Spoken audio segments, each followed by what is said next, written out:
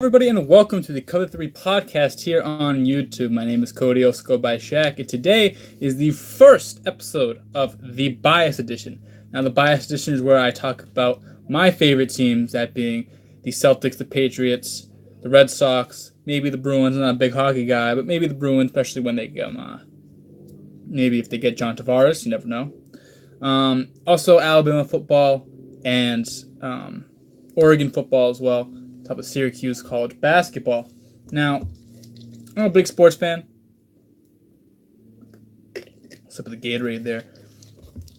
And every sportsman has his favorite team. Me being from Massachusetts, Boston team's always been my favorite team. So we're going to break down a few things today. First item on the list, breaking down Robert Williams. Now, Robert Williams was selected by the Celtics, number 27th overall, in this past draft that happened a week ago. And I'm excited for him. The two things the Celtics really need is rim protection, which we get from Al Horford, and Aaron Baines is a good low post defender, but not the best rim protector. And we need rebounding, and Aaron Baines did a decent job rebounding, but obviously for all those Celtics fans know that Al Horford is not the best rebounder. We need a DeAndre Jordan, Clint Capella type center who can get boards, protect the rim, and just be that last key piece for our defense. And I think we got it. Robert Williams was projected to go in the lottery. I think I had him going 13th or 12th to the Clippers in lieu of potential DeAndre Jordan dismissal. And obviously the comparisons to DeAndre Jordan are very eminent because they went to the same school. The only two players I think in history should be drafted from Texas A&M, which is actually kind of crazy. I know Texas A&M ain't a powerhouse, but it's Texas A&M, and they, But anyway, good rim protector, runs the floor. He isn't going to give you much or anything offensively, but is a good rebounder. He's just a perfect fit for the Celtics team. To get him at 27th, not move any of our pieces.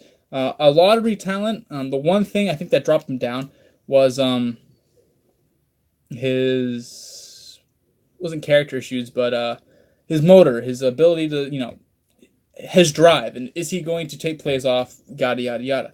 And hopefully that's not the case. You see a lot of players do that in college, and they come to a city and then just take off. And I hope that Robert Williams being surrounded by, the Celtics walls with all the great players, and especially all the great big men that have come through there, and like the Robert Parrishers, the Bill Russells, the Kevin McHale's, the Kevin Garnett's, just even learning from one or two of those guys something in the off season, just being a good defensive force. I think it's a really, really good. It's a great. You didn't have to give anything up for him. He just fell right into our laps, and I think this is the one piece that Celtics were missing: the rebounding and the rim protection. I think we got it. Whether he's going to play, it all depends if we keep Aaron Baines or not. Whether we go at Dwight Howard, which is another segment we're going to talk about today, but I don't know, man. It is going to be a fun time watching this young man develop. And also, it saves money. If he plays really, really well, and he plays, up to very good, if he plays up to Clint Capella status, if Horford wants another $30 million contract and we don't give it to him, we can plug him in, save a little bit of cash, pay Jalen, pay Jason, pay all Kyrie, and no extra money on the books, and whether we're going to pay this Robert Williams kid or not. Robert, don't call me Bob Williams. Going to be, I think, a very good player here for the Celtics. I believe that's the only pick we had. I don't think we had a second-round pick, so that was pretty quick. But I do like this pick by the Celtics. Of all the talent left, I think it was the best available when it came to pick. A lot of the players, as we did a recap of the draft and a preview of the draft for the first two episodes. Go check those out here on the channel. But Robert Williams, great pick for the Celtics. And we're going to keep it there. The Celtics. Free agency thoughts. What are we going to do? What are the Celtics going to do? And I don't want them to go big. Keep the team. Keep Smart. Keep Smart my first priority. Marcus Smart is trying to get paid. Don't think he's going to take a hometown discount. But the one thing we can hold over his head is he can't shoot. He does a lot for the Celtics team offensively, don't get me wrong. And I feel like a lot of people don't see that because his shooting numbers aren't that great. But what he does for passing the ball around, being that scrappy player, and being a good playmaker really helps this team. Kyrie's going to be the primary ball handler, but every once in a while you can have Kyrie off ball. It's what they did with him and Isaiah Thomas. Isaiah Thomas will run around screens. Marcus Smart would dribble a little bit, try to attack. If nothing, pass to Isaiah. Isaiah will make his move and go from there. I know Terry Rozier's up and coming, but I feel like if you're choosing between Terry and Smart, it has to be Smart. Like I said, his impact offensively goes much more than being a good shooter and being a good scorer. But being a great playmaker. We have a lot of good scorers. Next year, we're going to have Jason Tatum, Kyrie Irving, Gordon Hayward for hopefully a full 82 games, all of which can create for others and create themselves. And it'd be nice to have it's never not a bad thing to have offensive creators. But if we can sacrifice one offensive creator on the floor when we already have 3, potentially 4 without Horford, for an insane defender, that's perfect. And we can't. If Smart wants 12, give him 12. If he wants 10, even better.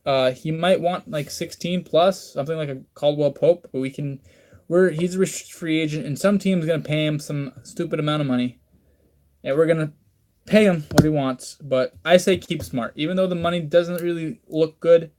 Keep Smart. He is too valuable for this team, especially defensively. Yeah, keep Smart. That's number one. Now, Dwight Howard got released, and I'm a big Dwight Howard fan. And Danny Ainge has liked Dwight Howard for a while. He was in the mix when Dwight was getting booted from Orlando. In the mix after he left LA. And now he's older. He's proven that he's not what he used to be. We can get him for cheap. But do you keep him or keep Aaron Baines? Personally, I keep Aaron Baines. Here's why. Both are good rebounders. Dwight's a better rebounder. Dwight's sort of Robert Williams, but older. But the thing is, Dwight offensively still thinks he's the dude. Posts up way too much. Isn't that, honestly, stats show he's not picking and rolling like he should be picking and rolling. He only rolled, I don't know, like 2 or 3 times a game. Yeah, that's way too little. He doesn't want to set picks for anybody. Sorry, it's like 95. That was his whole field with James Harden. James Harden's like, bro, you have to run the offense, run pick and roll. And Dwight Howard wanted to sit in the paint and just snooze down there and shoot hook shots. So Dwight Howard, we can't have that. And Aaron Baines doesn't care. If he doesn't touch the ball all game offensively, it don't matter. And I feel like he's a very good energy guy, big crowd pleaser. When he hit those threes last year, hey, better shooter than Robert Covington in the postseason. Proven fact. But keep Baines. I think we can get him for cheaper. He's going to have interest around other teams in the league because he had a really, really good season with us. Not like an all-star caliber season, obviously, but he was a good role player, a good bench player, a good starter when he had to, when him and Marcus Morris sort of switched off, depending on what team we played. But I still keep Aaron Baines. As much as I like Dwight Howard, he's too much of a headache. He's going to disrupt this chemistry the team has and will have going forward. So I say keep Aaron Baines. And like I said, as much as I would love Dwight Howard, as much as he fits a little bit better than Aaron Baines, but just offensively and just in the locker room, that's a big part of it. That is a really, really big part of it. And Dwight Howard doesn't really do himself justice. Now, the last big thing for the Celtics, Kawhi. Kawhi Leonard, I think, is the 3rd best player in the NBA behind LeBron James and Kevin Durant in that order. I don't want him. And I love Kawhi Leonard. And almost any other situation, I would say, get Kawhi Leonard, get Kawhi Leonard, get Kawhi Leonard. But if you think about what we have and what we're going to have to give up, Jaylen Brown obviously is going to be the first piece gone. Both Memphis's and the Kings' pick. And I know, though, there are no guarantees of whether they'll be top 10 or whatever. You saw the Nets, that everyone thought they were going to be 1, 2, 3. And they ended up being the 8th pick, which isn't bad, but isn't exactly, taking Colin Sexton over DeAndre Ayton is like 2 different beasts. And I'm not 100% sure about the draft class for next year. It's really hard to keep up with college basketball because you only get 1 year of these players, and half the players I don't even know about until they play ball in college in the fall. Rhyming. Drop out of college, kind of rapper, obviously. But I think those 2 picks have much potential. And Kawhi's going to get paid, super max, another max contract on the books. Are we going to have enough to keep Kyrie? obviously help to keep Kyrie, but also where are you going to slot him in the offense? And the improvement that Jaylen Brown made is impeccable. He went from a 9, I think, 7 point per game scorer, shooting like 30 something percent, to going to over almost 15 while shooting like 45, and played phenomenally. And when Kyrie was hurt, he had a couple high 20 games, 32-point game, I believe. Almost died in Minnesota, but he came back healthy. And what he gives defensively isn't, no one really can match what Kawhi brings defensively, but Jaylen Brown's one of the budding young defensive stars in the NBA. And I feel like you keep Jaylen Brown for another 5 years opposed to Leonard potentially coming once and leaving. I think Kawhi might probably end up going to Lakers. Lakers for Brandon Ingram and Kyle Kuzma and a pick. And then LeBron's going to go there. It's going to be Kawhi, LeBron, Lonzo. I think that's what's going to happen. And, hey, Celtics-Lakers rivalry's back on, I guess. But I'd rather have Jaylen. And especially if you definitely don't want to give up Jason Tatum. And the picks, I just don't think that the talent level balances out. Now, obviously, Kawhi's a more complete offensive player, but Jaylen Brown's only in his second year, only 22, 21 years old. Kawhi's, 28, 27, 28, something like that, 29 maybe. He's a little bit older. I say just keep your team around. You were 5 minutes away. One disastrous fourth quarter, I can't hit the broadside of a barn. 3 minutes from going to the NBA Finals. We wouldn't have done anything in the NBA Finals. But we were that close. Without Kyrie, without Gordon. And now had a shitty second half. Terry Rozier and Marcus Smart shot 1 for 800 in the whole game. Ugh. You're going to get me worked up. But anyway, what we had works. Especially if LeBron leaves, it's easy. If he goes to the Western Conference, easy finals appearance. Easy finals appearance. And yes, Kawhi Leonard's the third best player in the NBA. And you have 2 top 10 players, potentially 3 top 15 players in the NBA. And it would be go time. But with the potential that Jaylen Brown has, with the potential that Jason Tatum has, and the potential that those 2 picks have,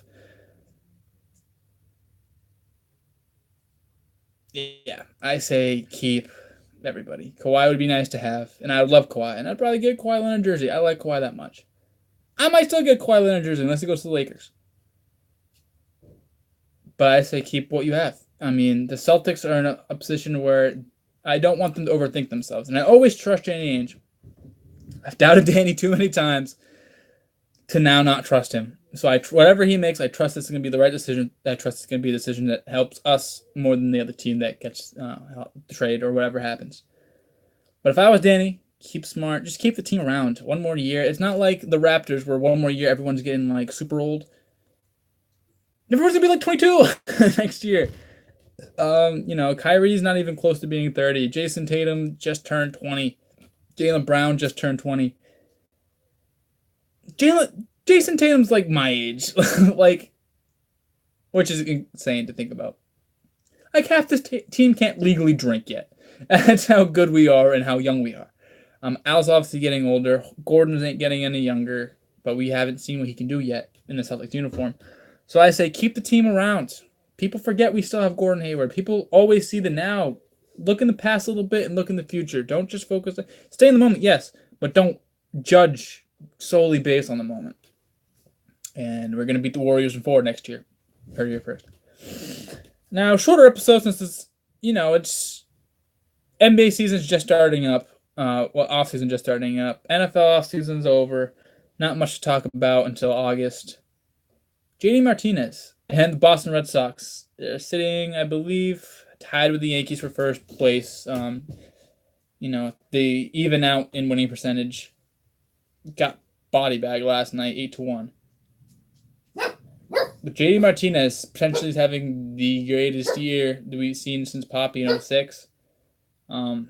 Is he the best free agent signing ever? Here are the candidates. Let's just take David Ortiz out because no one knew what he was really going to be. So take Ortiz out. You have Manny Ramirez in 2000, I believe. 6 years, 160, something like that. If JD Martinez continues to put up Manny Ramirez-like numbers, that beats Manny's production because You got him for cheaper, a little bit less time. You got him for like $60 million cheaper, and he's putting up, like I said, the greatest season of Red Sox player has had since '06 in terms of power numbers, at least. Sitting at 24 home runs. Mookie Betts has 20, and he missed like 2 weeks. Is Mookie Betts the best player in the MLB too? We'll get to that in a second. But JD Martinez is the best free agent signing ever. If you take into the fact that Adrian Gonzalez was a sign and trade, basically, we got him and signed him to extension right away, so let's count that as a free agent signing. Agon only had a year and a half, played phenomenally. I love Adrian Gonzalez. He was one of my favorite players before he came to the Red Sox, and that was really cool to see him on the Red Sox. Even went out and rebought MLB 11. MLB The Show 11. Just to play with that team again, because if you remember that team, that was when Ellsbury was coming off.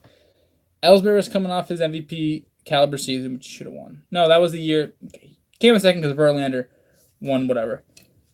Adrian Gonzalez just came to count. Carl Crawford didn't suck yet. That team was insane. If you still have your PS3 or your Xbox, no, it's only PS. If you have your PS3, go get MLB 11 The Show for like $1.50 at GameStop. It's fun. It's fun to play with that team again. But anyway,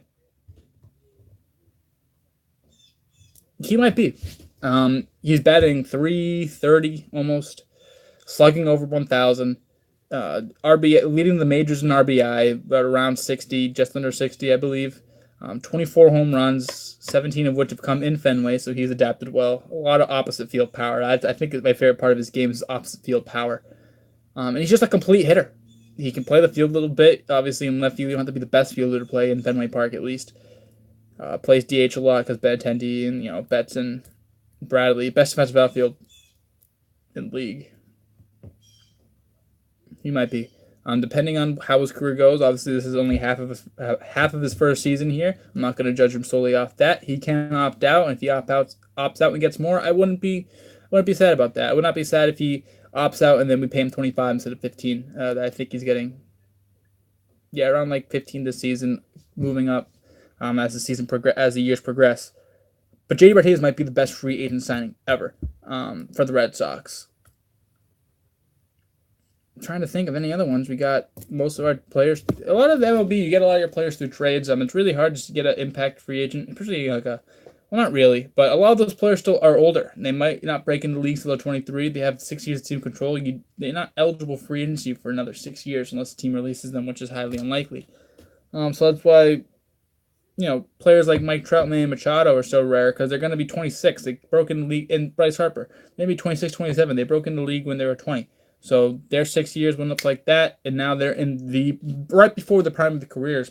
And arguably 3 of the top 10 players in the MLB all in free agency. Well, Trout has another 2 years, I think, because he signed a 6-year contract after his second year. But anyway, JD Martinez, absolute monster. In that lineup, you have Betts leading off, Benintendi at second, who's heating up. JD, Mitch Moreland, Xander Bogaerts, Rafael Devers, just a bunch of studs in that lineup. And World Series bound, you might have to look out for another episode to find out. And the last topic we'll talk about today, as I throw my pen up my computer, a shorter episode, obviously, like I said, not a lot happening for another couple days. Is Mookie Betts the best player in the major leagues? I still believe Mike Trout is. Mookie's having a better season this year than Mike Trout because Mike Trout has similar numbers and he has 2 more weeks played. Mookie has 20 home runs. Mike Trout has 23. Batting, still in the good 300s. Slugging, both of them slugging 1,000 plus. Mookie Betts is having a better year. Mike Trout's still the best player. Both stealing bases. You see it on ESPN. The graphics compare side by side. They both are 5-tool players. Can hit for power, field extremely well. Gold Glove candidates. Probably won the Gold Glove. Probably both might, sorry, the stream cut out. Glove, both have potential to win a Silver Slugger for their position. Steal bases, they just do everything for their team. But I would say Mike Trout is still the better player. You can't just take the last 6 years of Mike Trout and just throw him out the window. 2-time MVP, has finished second or first in MVP, I believe, every year of his career. Been an All-Star every year of his career, Rookie of the Year. He would have been the third rookie to ever win MVP if Miguel Cabrera didn't win the Triple Crown. Even the statistics say that Mike Trout still should have won the MVP that year. Just hasn't happened since '67 with Carlos Yastrzemski, the Red Sox. So that's why they gave it to Miggy.